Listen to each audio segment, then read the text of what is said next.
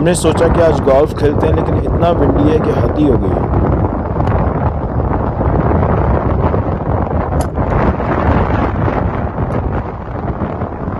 ये जो आपको इतनी ज़्यादा आवाज़ आ रही है, ये बहुत तेज़ हवा की है, बहुत ज़्यादा तेज़ हवा चल रही है।